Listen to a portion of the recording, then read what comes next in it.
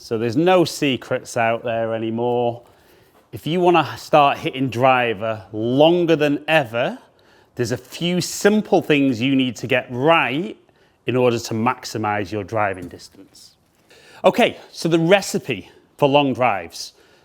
Obviously hit it out the middle of the club face, but we also want lots of club head speed with the club head moving up through impact to create high launch and low spin.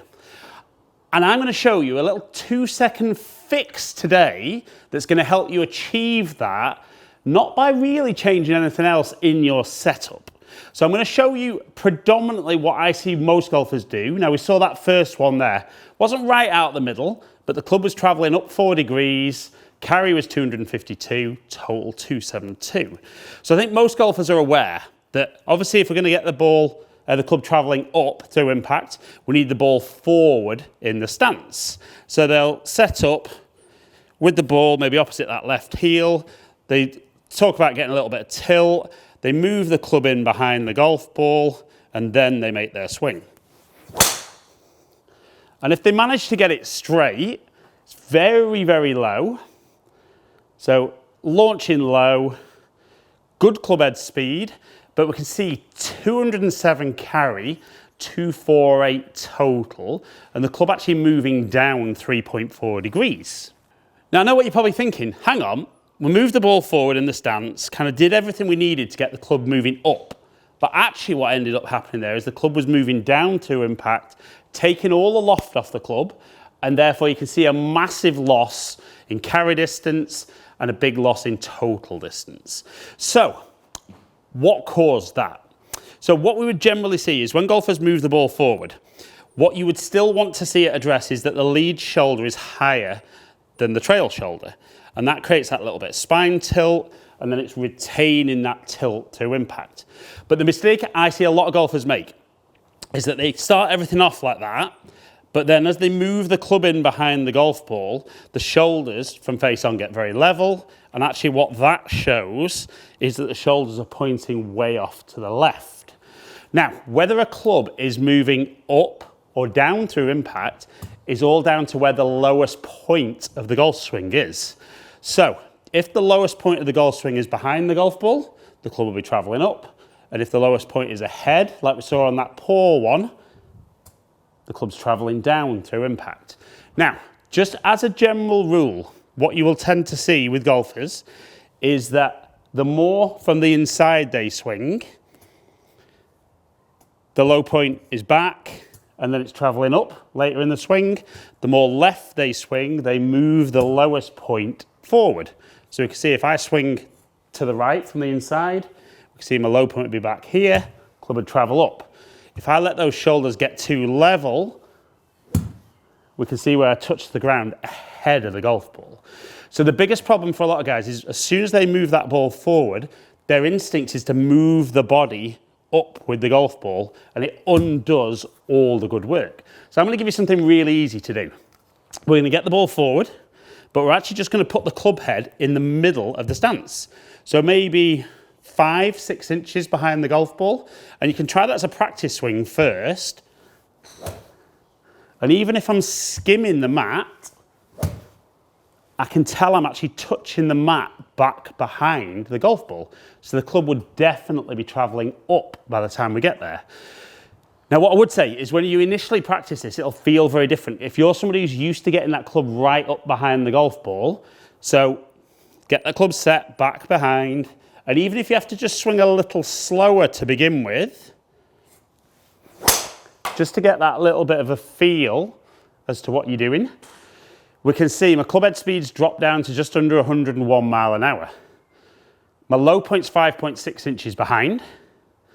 Angle of attack, the club's travelled up 3.8 degrees, and even with less club head speed there, it's nearly 250 carry and 276 total.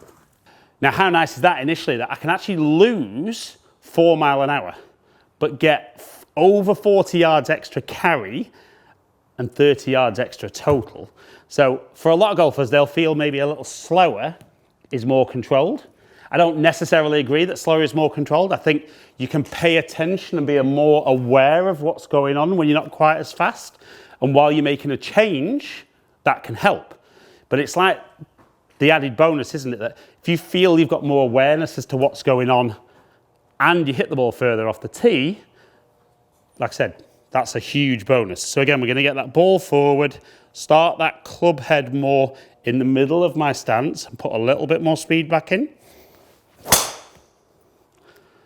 That one just turning over a little bit more. So again, 105, so that's the speed we saw at 207 carry. But the club's now travelling up 3.6 degrees and now 256 yards carry, 286 total. So it can seem odd, but like I said, if you can start that club behind, it's almost like, right, if the club's on the ground there, I know I'm going to transfer my weight forward. But as that sternum stays behind the golf ball, that's going to get that club bottoming out behind the ball and get that club moving up. And it's probably something if I don't think about my setup with driver, I think instinctively I always put my club maybe 2 or 3 inches back behind the ball. Maybe not quite that exaggerated, but anyone who watches my videos will know I tend to hit up quite a lot. If anything, maybe too much sometimes, which costs me a bit on strike. But again, going to exaggerate it a little bit for me. So club head even further back. Can I put a bit more speed into there? So strike, a little bit lower than I would like. But again, we saw a bit more speed, nearly 107. Again, nearly 4 degrees up. 267 carry and 284 total. Now, what I would say is this is definitely going to get you hitting the ball a bit further. The only little danger that we need to look at is it might change shape of shot for some of you. So when the club is traveling down into the golf ball, it's actually moving a little bit more to the right. Even if you're swinging out to in, the club's still traveling down, therefore more to the right than it is on the way up. So if you are somebody who's normally hitting down with the low point ahead and you suddenly move the low point behind, you might find that your path at impact is a bit more out to in. If that's the case, you want to feel from the top that you swing a little bit more from the inside, a little bit more to the right, and that'll keep that path a little bit more neutral. But get that club head nicely behind the ball, go for some speed, swing a little bit more to the right. And I take that every single day, right out the middle. Decent speed, if not at my quickest, but 4 degrees up, 267 carry, 294 total.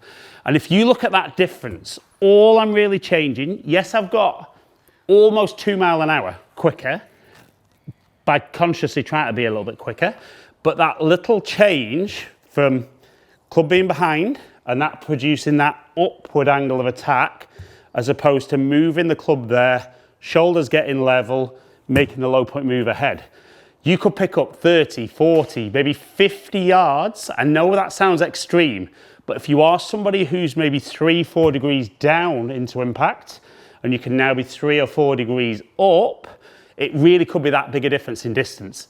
And there's nobody in the world, and I do mean nobody in the world, who can afford to give up 30, 40 yards extra off the tee. Makes the hole shorter, makes the game more enjoyable. So make that little 2-second tweak at address, start the club in the middle, have the ball forward, set up there, and start hitting those drives longer than ever before.